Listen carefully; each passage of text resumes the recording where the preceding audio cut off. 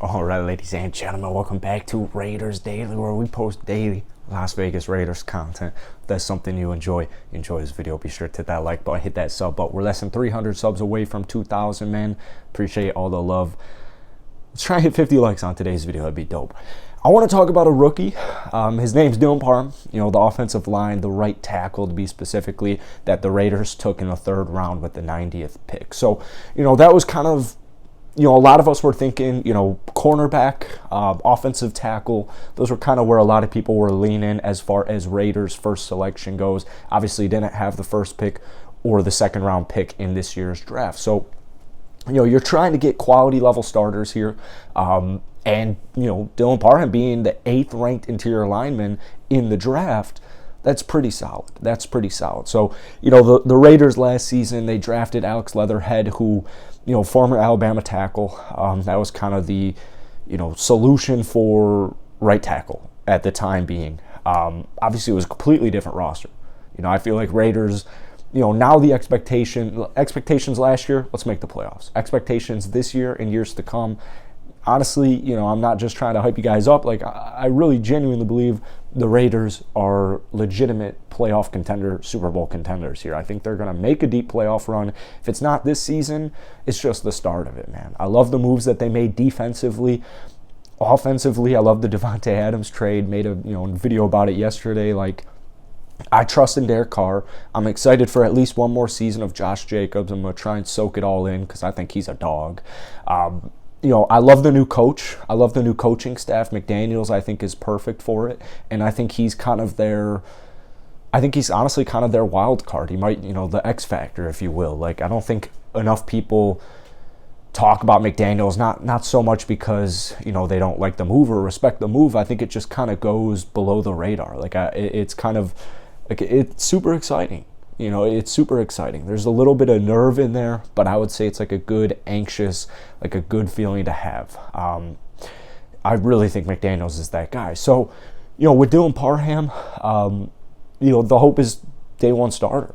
Why would it not be? Alex Leatherhead, like I said, Leatherwood last season, like I said, he was not great.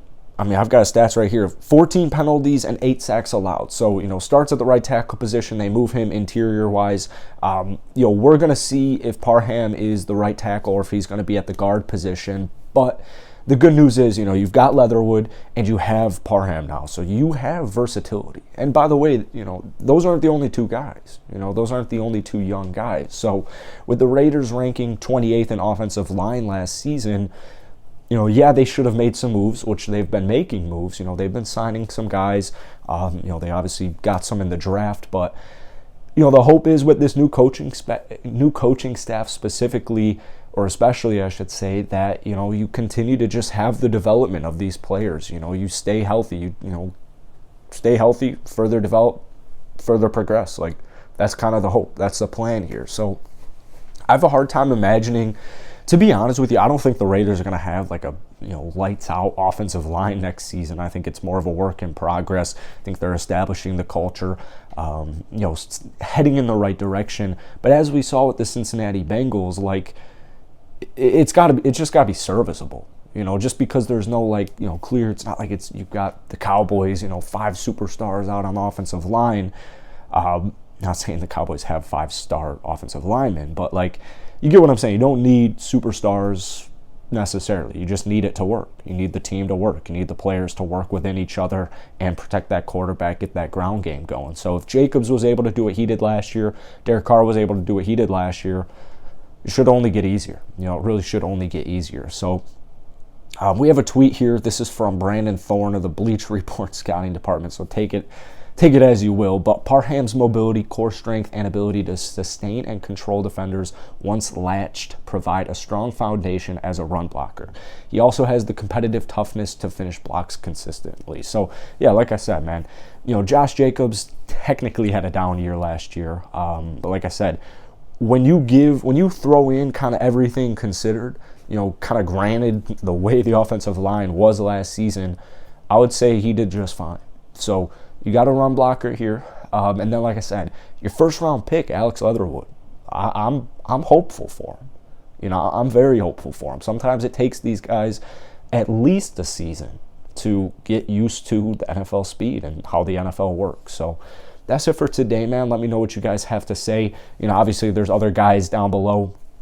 There's other guys down in the rotation that are going to also be getting opportunities. So I'm not saying it's going to be Leatherwood and it's going to be Parham, because there is going to be a little bit of competition. But I would expect Dillon to pretty much be a day one starter. If he's not a day one starter, he's going to at least help contribute for this rookie Raider, or for the Raiders as a rookie. That's it for today. Hit the like button, hit that sub button, but most importantly, go ahead, drop some comments down below. What are your thoughts on Parham? What are your thoughts on this offensive line? Do you think they should go out, continue to make moves, or should we just see what happens?